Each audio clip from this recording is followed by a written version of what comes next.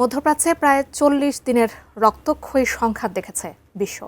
ইরানের নজিরবিহীন হামলা চালিয়েছে যুক্তরাষ্ট্র ইসরায়েল। ধ্বংস হয়েছে সামরিক ও অর্থনৈতিক স্থাপনা, প্রাণ হারিয়েছেন কয়েক হাজার ইরানি। তবে এর মাঝে চাঞ্চল্যকর তথ্য সামনে এসেছে।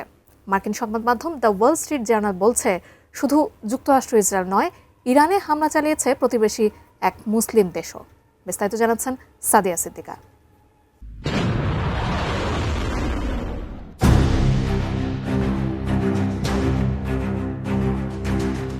এবার ইরান যুদ্ধে রহস্যময় ঘটনার সামনে এলো। মার্কিন প্রভাবশালী সংবাদ মাধ্যম দ্য ওয়াল স্ট্রিট জার্নালের এক প্রতিবেদন উঠে এসেছে এমনই চাঞ্চল্যকর তথ্য, যা মধ্যপ্রাচ্যের ভূ রাজনীতিতে নতুন করে অবিশ্বাসের জন্ম দিয়েছে।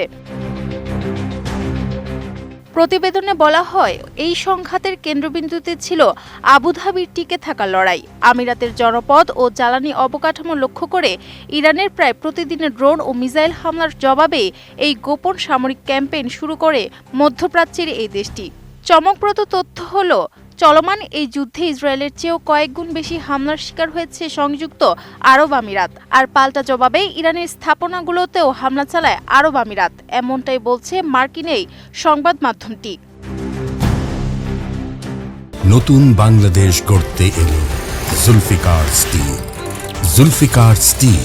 প্রতিবেদনে বলা হয়, পারস্য উপসাগরে অবস্থিত ইরানের লাভান দ্বীপের একটি গুরুত্বপূর্ণ তেল শোধনাগারে অতর্কিত আঘাত হানে আমিরাত বিমান। যদিও ইরান সে সময় হামলার কথা স্বীকার করেছিল, কিন্তু বড় ধরনের কোনো অস্থিরতা এড়াতে সুনির্দিষ্ট কোনো দেশের নাম তখন তারা উল্লেখ করেনি। মূলত পাকিস্তানের মধ্যস্থতায় যুক্তরাষ্ট্র ও ইরানের মধ্যে যুদ্ধবিরতি কার্যকর হওয়ার ঠিক আগ মুহূর্তে এই নিখুঁত অপারেশন চালায় আবুধাবি। এর পরপরই ইরান প্রতিশোধ নিতে আরব আমিরাত ও কুয়েত অভিমুখে বৃষ্টির মতো ক্ষেপণাস্ত্র ও ড্রোন ছোড়ে।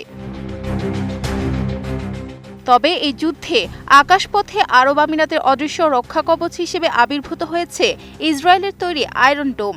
গত সোমবার জাতিসংঘে ইসরায়েলি মিশনের এক অনুষ্ঠানে মার্কিন দূত মাইক ওয়াল্টস প্রথমবারের মতো বিশ্ববাসীকে জানান, ইরানের ছোড়া ঘাতক মিসাইলগুলো ভূপাতিত করতে সফলভাবে ইসরায়েলি আয়রন ডোম ব্যবহার করেছে আরব আমিরাত। টাইমস অফ ইসরায়েলও নিশ্চিত করেছে যে প্রযুক্তির এই আদান প্রদান আকাশপথে আমিরাতকে এক শক্তিশালী অবস্থানে দাঁড় করিয়ে দিয়েছে। এই গোপন হামলার তথ্য ফাঁস হয়ে যাওয়ায় মধ্যপ্রাচ্যের কূটনৈতিক সমীকরণ এখন চরম জটিলতার মুখে বলে মনে করছেন বিশ্লেষকরা। Sadia Siddika, ATN news.